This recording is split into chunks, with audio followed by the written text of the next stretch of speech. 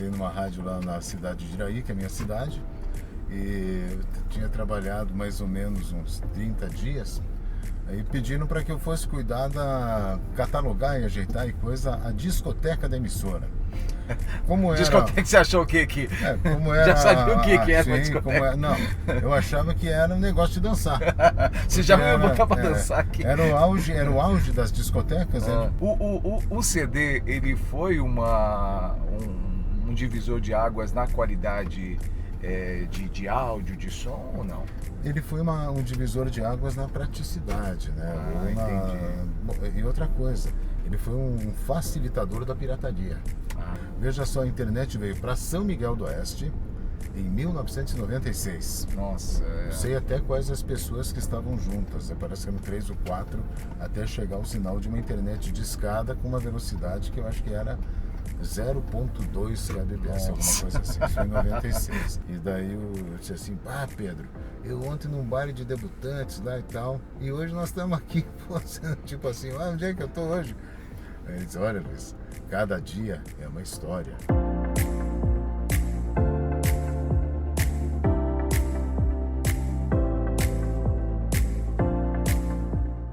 Bom, meu convidado desta semana já está aqui comigo, amigo há pelo menos 20 anos, ou mais de 20 anos. Ele que é radialista, advogado, um bom cozinheiro. Seja bem-vindo, Luiz. Como é que você está? Tudo bem, tranquilo. Vamos bater um papo, falar um pouquinho aí da história do rádio na sua vida. A história do rádio na vida e outras tantas histórias que o rádio traz para a vida da gente, né? Proporciona. Eu comecei muito cedo, comecei quando eu tinha 13 anos no rádio. E 3 anos depois de ter começado, né, eu já estava trabalhando na RBS, onde eu acabei sendo o apresentador de TV mais novo do Brasil. Olha aí. Isso aí eu tinha 16 anos, porque naquele tempo não tinha, né? Naquele tempo, o primeiro indício que você está ficando velho, mas aí vamos lá. Antes da gente começar essa história, olha só, tem muita história, afinal de contas, são quase 40 anos ou mais aí de rádio que esse cara aqui tem para compartilhar com a gente, e muita evolução, é claro, no decorrer desse período todo a gente vai contar para você, claro, sempre em nome da Kaiô Mitsubishi Motors. Se você ainda não tem um Mitsubishi, vá até a Kaiô Motors de Chapecó, faça um test drive, você vai encontrar o carro que você procura com toda certeza. Embarque com a gente no Vem de Carona. Vem de Carona, oferecimento Kaiô Mitsubishi Motors. Conheça a Pajero Sport 2025, conforto, segurança e tecnologia. Espaço para toda a família. Só entende quem dirige. Vá até a concessionária da Kaiô Mitsubishi em Chapecó e faça um test drive. Então, Luiz, a gente contando aqui quase 40 anos, pelo menos, de rádio, já estava contando, começou muito cedo, né? Muito cedo, tinha 13 anos quando eu comecei. Comecei numa rádio lá na cidade de Iraí, que é a minha cidade, e eu tinha trabalhado mais ou menos uns 30 dias, aí pediram para que eu fosse cuidar catalogar e ajeitar e coisa a discoteca da emissora. Como era... Discoteca, você achou o que aqui? Como era... Já sabia o que era uma sim, discoteca? Não, eu achava que era um negócio de dançar. Você já me botar pra dançar aqui? Era o auge das discotecas. Fiquei pensando, mas será que tem uma discoteca aqui? Que na rádio. Enfim, tudo bem. Aí não, era simplesmente onde guardavam os álbuns, os LPs da emissora, né? Aí, o que tinha que fazer? Então tinha que pegar disco por disco, ele tinha um número, fazia o catálogo de cada uma das músicas, cada uma das faixas, colocava na gaveta certa, que estava uma confusão. Aí quando eu entrei lá, eu não sabia nem quantos lados tinha um disco, né? Não sabia nem que tinha lado A e lado B, aquele negócio. Aí fiquei em dúvida se lado A e lado B era a mesma coisa que lado 1 e lado 2, né? Mas vamos lá. E ali eu comecei a aprender aquilo ali, foi o meu grande aprendizado musical, dá pra dizer que veio dali. Porque a partir desse... Aí eu comecei a tomar contato, um dia eu peguei um LP, um LP, um negrão na capa, assim, mas que é esse cara? Aí, Jamelão, mas que coisa é essa? Quem é esse louco? Jamelão era o cara que faz parte da história do samba do Brasil, era o puxador de samba da Escola de Samba Unidos da Mangueira. Olha só. E ele tinha álbum solo, e daí eu comecei a tomar contato com essa gente, né? E ali vinha de uma época muito bacana, que nós vínhamos da época das discotecas dos anos 70, Jovem Guarda dos anos 60, e o Brasil era rico em música. vivia-se a ascensão do brega no Brasil. E o rádio também era um veículo, ele sempre foi um veículo muito forte, é claro, mas naquela época o rádio ele praticamente dominava, né? O rádio AM dominava, e era o AM, não era nem FM. A FM veio um pouco mais tarde na minha vida depois. Mas isso então lá nos idos de 80 e poucos, né? Aí eu fui, aí era a ascensão do brega, era o quê? Odair José, José Augusto, Diana, etc, etc. Aquilo ali, Amado Batista, que estava aparecendo ali, além dos grandes nomes que já existiam, Roberto Carlos, Tim Maia, aí de uma linha mais cult vinha aí Chico Buarque de Holanda, Caetano Veloso, Gilberto Gil, Maria Bethânia, Gal Costa, e aí você vai. Aquele período na discoteca, que não era de dançar, foi o grande aprendizado da música que eu tive lá em Iraí. Porque você acabou teve todo esse contato direto com esse material e com esses artistas, então pôde conhecer de forma um pouco mais aprofundada musicalmente, né? Exato. E aí veio o ano 70, que tinha Boney M, Village People, Didi Jackson. Aí foi uma virada, aí já vinha outras grandes bandas, aí tu começa a ter contato com Led Zeppelin, com Pink Floyd, com o Queen, que já começava, com Rolling Stones, que já existia, com Beatles, que já era dos anos 60, né? E que ainda, enfim, foi um aprendizado musical que eu nunca imaginei, que eu nunca mais tive na vida. Essa foi a nossa realidade. Bom, Luiz, a gente sabe que nessas pelo menos 4 décadas de história do rádio, teve muita mudança. Você está falando aqui dos LPs. É possível que muita gente que está assistindo a gente não saiba nem o que é um LP. Não por ignorância, é porque realmente não viveu essa fase.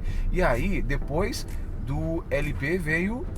Aí do LP nós passamos tinha uma fita DAT, chamada DAT, né? DAT, Digital Audio Tape, mas não vingou.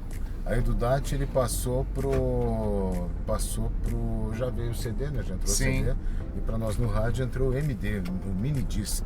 Sim. Então o mini disc ele fazia exatamente isso, né? Você tinha os comerciais ali, tinha músicas, já era uma qualidade digital. Aí nós já vivíamos a época do FM dos anos 90, que foi a época que eu já estava aqui na região também, né? Que eu já havia saído lá de Cruz Alta, de onde eu veio para a região Extremo-Oeste em que ano? 90 e alguma coisa, foi começo dos anos 90, 92, 93, alguma coisa assim. Mas nesse período, antes eu havia ficado mais ou menos alguns anos em Cruz Alta, foi onde eu fui trabalhar na TV Cruz Alta, que daí vem aquela história do apresentador de TV mais novo do Brasil. Com quantos anos? 16 anos. Tem, a prova está no Facebook, né? Tem uma foto lá. Olha só. Tinha um pouco mais de cabelo. Alguns anos. Um pouquinho mais magro também. Bom, o CD, ele foi um divisor de águas na qualidade de áudio, de som ou não? Ele foi um divisor de águas na praticidade, né? Entendi. E outra coisa, ele foi um facilitador da pirataria. Porque no tempo do LP não existia pirataria, mas o que você conseguia era piratear uma fita, né? Entendi. Mas quando entrou o CD, daí começou essa onda de pirataria. O CD era caro. Nem todo mundo também tinha o aparelho para rodar o CD. O CD player, nem todos tinham, né? Então o CD ele foi um divisor em algumas coisas. Mas até hoje, para quem entende da qualidade musical, a qualidade fonográfica do LP, a qualidade que não era digital, ele tinha um grave mais harmônico. Quem tiver um ouvido mais apurado vai saber o que eu estou dizendo. Mas facilitou, né? Facilitou, e daí do CD já veio para digitalização com compressão de áudio, né? Que daí entra Wave Compressor, MP3, e daí virou uma coisa. Virou. A tecnologia chegou. A tecnologia, ela facilitou, né? A vida, a rotina de quem trabalha no rádio, né? Ele facilitou bastante, porque uma vez aquilo que a gente fazia era artesanal. E aí tinha mais uma coisa que eu acabei não falando, que os comerciais antigamente eram num tipo de objeto chamado cartucho.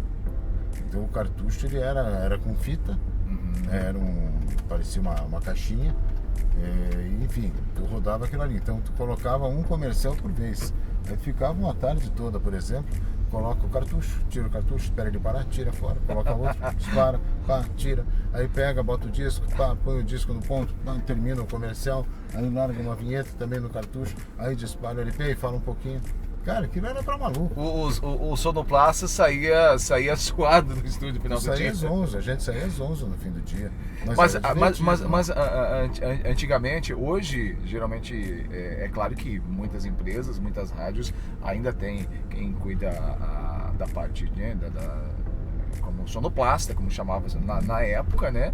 E o locutor. Mas hoje muitos locutores trabalham e fazem tudo isso sozinho, graças à tecnologia também, né? Sim, hoje tem um software no computador que facilita tudo. Por exemplo, eu até a câmera eu opero, né? O mesmo que eu opero no programa que a gente tem, que é uma revista. Ou multiplataforma, né? Aí a gente opera até aquilo ali. Então hoje é tudo junto e mudou muito, né? Mudou muito, a coisa é muito diferente hoje. E como foi essa adaptação, Luiz? A gente sabe que a sua geração, a minha geração ainda, são gerações que precisaram de muita adaptação às mudanças tecnológicas, né? A gente viu a internet nascer, viu né, redes sociais nascer, equipamentos tecnológicos de ponta que vem evoluindo de forma tão intensa que de quase ano a ano está desatualizado, né? Veja só, a internet veio para São Miguel do Oeste em 1996. Nossa. Eu sei até quais as pessoas que estavam juntas, aparecendo 3 ou 4, até chegar o sinal de uma internet de escada com uma velocidade que eu acho que era 0.2 kbps, alguma coisa assim. Isso em 96. Pensa isso hoje. O celular chegou em São Miguel do Oeste em 96, ele chegou na região mais ou menos nessa época. Mas o que eu me dei conta mesmo hoje, o que está pegando, é a velocidade do processamento da coisa. E a primeira vez que me dei conta foi quando aconteceu aquela tragédia lá na Indonésia do tsunami. E dali 4 horas nós estávamos com as imagens na televisão, né, de uma coisa que tinha acontecido do outro lado do mundo, planeta. Aí quando caíram as Torres Gêmeas, no 11 de setembro de 2001, aquilo foi uma transmissão ao vivo de uma tragédia. O mundo assistiu caírem os 2 prédios lá, as 2 torres. O mundo assistiu aquilo e ao mesmo tempo em que a gente abrindo para os amigos aqui, ao mesmo tempo em que entrevistar a gente popular aqui é isso, né? Ao mesmo tempo em que assistimos, eu ficava pensando, meu Deus do céu, é uma coisa que acontece, uma tragédia pouco. É tão instantânea, né? E daí eu comecei a trabalhar isso. Daí na época que eu trabalhei no curso de jornalismo da UNOESC, isso é uma oficina que eu passei para os alunos, né? Essa velocidade, esse processamento, essa coisa do jeito que era, do jeito que ficou, e o rádio se reinventando a cada dia. Um dia eu perguntei para um amigo meu, sim, mas que horas você escuta o rádio? Eu disse, não estou escutando mais, eu estou só na internet agora. Aí que tá, interessante você estar falando, porque quando veio a internet e as redes sociais, a seção do Orkut, Facebook, as redes sociais, se falou muito na perspectiva, e teve gente que disse que o rádio agora vai acabar.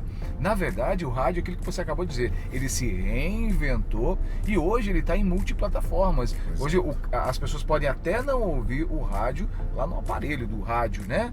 Mas estão de alguma forma conectados ou através das próprias redes sociais ou aplicativos específicos, né? O streaming hoje nos facilita para isso. Então veja só, uma vez a gente pensava assim, quando eu trabalhava em Iraí, tem certas partes em Chapecó que pega a rádio. Bom, hoje, um dia um amigo meu estava em Portugal, daí a pouco ele me mandou um WhatsApp, ele disse assim, tô aqui em Portugal, tô aqui em, como é que era o nome do lugar que ele estava? Figueira da Foz. Tô aqui em Figueira da Foz, aluguei um carro aqui em Portugal e tô te ouvindo. Como assim? Aí eu disse, meu Deus do céu, olha só, uma vez era impraticável. Aí eu tive gente que me mandou WhatsApp da Coreia. Então, quer dizer, hoje você transmite no mundo todo. No mundo todo. E aí eu volto no tempo e me faz lembrar da primeira transmissão esportiva que eu fui fazer. Foi no interior do município de Iraí, eu era operador e ao mesmo tempo eu subia em poste em árvore, né? Pra colocar antena, puxar fio e tudo, era uma coisa assim. E daí a gente foi lá e fez toda aquela engembração para transmitir com o carro da rádio e a unidade móvel e coisa. subimos numa árvore para colocar a antena que ia fazer. Eram duas antenas, TX e RX. TX transmitia, RX recebia. Nossa, que mão de obra. Porque senão só transmitia, mas aí não ouvia. Então era uma confusão. Hoje, você faz uma transmissão. Por exemplo, hoje, se um dia eu ficar doente e precisar fazer, eu da minha casa, que eu tenho estúdio, eu vou fazer uma transmissão que tem a mesma qualidade que eu tiver no estúdio da rádio. É verdade. Então, quer dizer, a gente tem que evoluir, tem que hoje, né, tem que caminhar nesse compasso, porque se não caminhar, o tempo te engole, as tecnologias te engolem, o teu público se vai. Exato. E você, como a gente está falando aqui, né, você precisa estar principalmente quem trabalha com comunicação, e a gente está aqui falando do rádio, precisa estar conectado em multiplataformas, porque os públicos são os mais diversos, né? E hoje os veículos de comunicação, as plataformas, elas estão para todos os públicos. Hoje você está num aparelho de celular e todo mundo praticamente tem um celular quando não tem dois, né, ou mais aparelhos. Então a gente tem essa conexão praticamente em tempo integral, todo mundo, né? E essa própria parte dessa evolução, porque o celular não deixa de ser um veículo de comunicação também. Sim, né? sim. Então, de quando ele começou para cá, ele mudou muito. O máximo que nós tínhamos era um teclado alfanumérico. Aí você começou a mandar SMS lá pelas tantas. Já era, nossa. Aí já era, mandou, olha aqui esse telefone, ele manda mensagem. O telefone pesava 1,5 kg mais ou menos, né? A gente colocava na cinta, quando eu via, tava com a calça na canela. A calça chegava a baixar de um lado. Aí isso na cabeça de alguém matava aquele negócio. Então hoje não, hoje você tem um smartphone e ele faz tudo, né? Então, e inclusive ele fala, né? Ele fala. Mas Luiz, esse avanço. Eu sei que a gente tem histórias aqui para falar só da comunicação, para vários quilômetros de carona. Alguma história, ou claro que possivelmente várias histórias foram divertidas, ou alguma de fato que marcou você nessa trajetória toda? Poxa, eu tive muitas histórias assim. Um dia nós tínhamos que fazer um capítulo especial só contar as histórias. Só para contar a história aqui, né? Mas tive pessoas que eram folclóricas que trabalharam comigo, fatos inusitados que aconteceram. Tantas coisas assim, né? Mas então, histórias eu tenho de monte, assim, não me ocorre nenhuma de momento. Né? Mas o rádio proporciona isso, né? De você contar histórias, de você se conectar com histórias. O rádio, a característica dele sempre foi muito trabalhar com a imaginação das pessoas. Embora hoje tenha mudado um pouco por causa das plataformas digitais, que o vídeo está muito inserido, né? Também no rádio. Mas ele ainda ele mantém essa questão de você instigar as pessoas a fantasiar aquele universo, né? Sim, ele tem muito disso. Tinha mais, né? Tinha, porque hoje, como tá tudo com imagem, aí eu sou daquele tempo que o pessoal queria conhecer o locutor, né? Então, às vezes, você recebia visitas, né? Olha, fulano veio aí pra te conhecer e tal, né? Hoje não, hoje tu liga ali tu liga no YouTube ou no Facebook ou no Instagram e tu já tem a imagem da pessoa ali, né? Então, agora aquele tempo era um tempo mágico. Era mágico. Era um tempo mágico. Vamos fazer um desafio aqui. Quem nunca quis conhecer um locutor e às vezes chegou lá, aquela voz bonita, marcante, e tomou uma decepção? Uma vez teve uma moça que ela queria muito me conhecer, daí ela veio na emissora, né? E quando ela chegou lá, ela disse: opa, tu que é o Lídio? Sim, sou eu mesmo, tudo bem e tal. Eu imaginava você um cara maior, né? Diz que eu não sou tão pequeno assim, tenho 1,75 m, né? Aí eu, não, te ouvi achar que tu tinha 90, poxa. Perdi 20 centímetros na brincadeira. Tantas outras histórias. Esse é o segredo, né? Porque o rádio ele criava essa fantasia. Hoje, obviamente, as pessoas conseguem observar através das plataformas digitais e o rádio também viveu aquele período de fama onde quem trabalhava no rádio era basicamente um artista, né? Veja só, nós transmitimos às vezes partidas de futebol no interior e quando a equipe chegava, nós éramos recebidos que nem superstars. Olha só. A melhor carne do churrasco, Jussi. Era pra turma da... Não, isso aqui é pra turma da rádio. Ó, aqui era melhor. Então era muito bacana. Coisa boa. Tive passagens inusitadas. Uma vez estava transmitindo uma partida em determinado local, ali da região do Iraí, e eu era comentarista, né? E de repente eu vi que o camarada que estava narrando deu uma parada. Depois que eu fiquei sabendo, tinha dado uns tiros atrás de uma goleira, não tinha nem visto. Aí você imagina que era segurança, né? Mas na época.